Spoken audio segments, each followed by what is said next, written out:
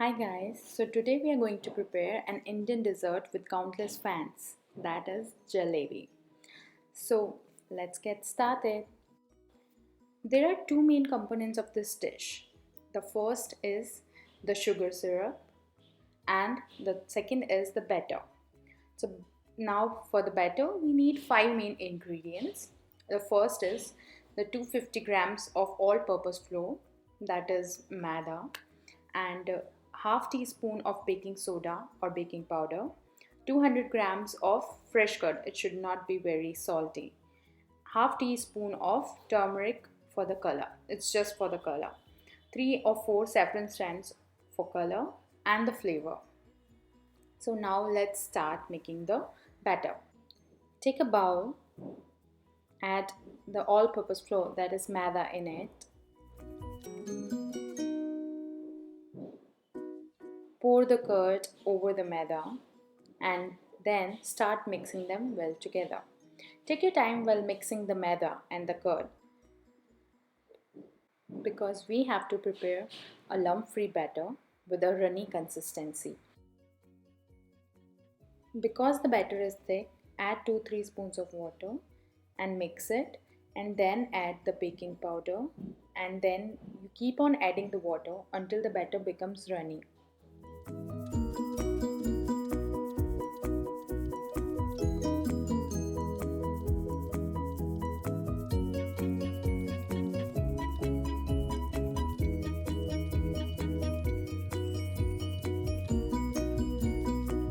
Now add turmeric in the batter. It just gives you the color. You can use any other food color, but I like it because turmeric gives the good color without changing the flavor. Now keep on mixing.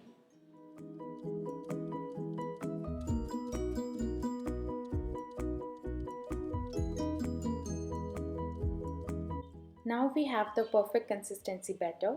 We will add 3-4 strands of saffron and mix it. It will give the beautiful flavor to our jalebi. You can also see the beautiful color in the batter. Now cover the batter with a cling foil. Cover it properly from all the sides and keep it for rest for 15 minutes. Some people keep the batter for 3-4 hours to rise and then fry. But in my experience, you just have to keep it for 15 minutes to rest and then keep it in the refrigerator. Keeping in the refrigerator helps in making the jalebis more crispy. It is actually a very important point to remember. The jalebi batter can last in the refrigerator for at least 2 days. Whenever you want to fry jalebi, you can take the batter out. But today we are just going to keep it for 1 hour. Now meanwhile the batter is resting, let's prepare the syrup for jalebis. For syrup we need flat pan kadhai, 250 grams of sugar, 100 milliliters of water, 5-6 strands of saffron. Saffron will add the beautiful flavor in the syrup. Now put the stove on high and pour water. Add sugar. Keep mixing the water and sugar so that the sugar doesn't crystallize in the bottom of the pan.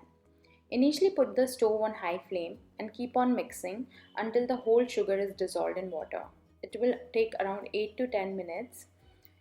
After the sugar is dissolved completely, add saffron strands, mix it well in the syrup. This will give a beautiful aroma to our syrup. And now put off the flame and keep the syrup for rest. The syrup should not be very hot when we put our jalebis in it. It should be little bit warmer than the room temperature. You can also use cardamom powder in the syrup for the flavor. Now the batter is well rested. Tap the bowl against the slab so that the air bubbles will come up. Now we will keep the batter in the fridge for 1 hour. You can buy a piping bag or a squeeze bottle from the market for frying the jalebi, but I make my piping bag at home using milk packet cover or Ziploc pouch, as these are easily available at home. Take the cover, wash it, then turn it inside out. In one corner, put a big cut for pouring the batter and secure it with an elastic rubber band. You can also use a Ziploc pouch as it is little thick. I had a bigger one, so I have to cut from the corner, but if you have a smaller one, use that directly to fill up and put a small cut in the corner to use. After the batter has rested in the fridge for 1 hour, we will take the batter out, remove the cling foil, and as it was in the fridge, it's little thickened, so we will add 1 spoon of water to mix it. This will warm up the batter and will give us the perfect consistency. Now I have already put ghee in the flat frying pan and set it on high flame. Let the ghee become hot for frying.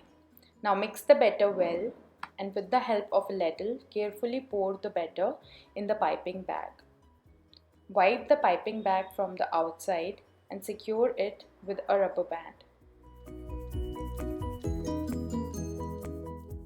Now turn it upside down, let the air come up so that the batter doesn't pop out, and cut a small hole on the corner.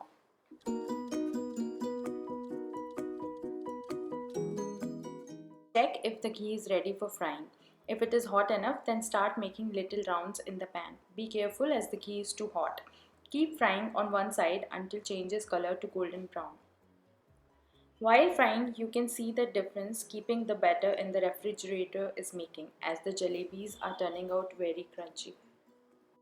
As the jalebis are turning golden brown, turn the jalebis one by one and keep frying. When it turns golden brown from both sides, take the jalebi out with the help of skimmer and drop the excess ghee in the pan so that it can absorb the sugar syrup well. It's an important point to remember. If ghee is there, there will be no place for sugar syrup. Put the jalebi in the sugar syrup. Keep the jalebis for 20 seconds on one side and turn again for 20 seconds on the other side. Remember, jalebi should not be dipped in the syrup more than 20 seconds, otherwise it can become mushy or soft. Take the jalebi out and keep on the spoon on the top of the frying pan for 5 seconds so that it drops the excess syrup. Repeat the process for all the jalebis. Now take the jalebis on the serving plate. You can serve them as it is, but I like to sprinkle crushed cashew, cardamom and almond on top of it. And now the beautiful jalebis are ready. Thank you guys for watching, and for more videos like this, please subscribe.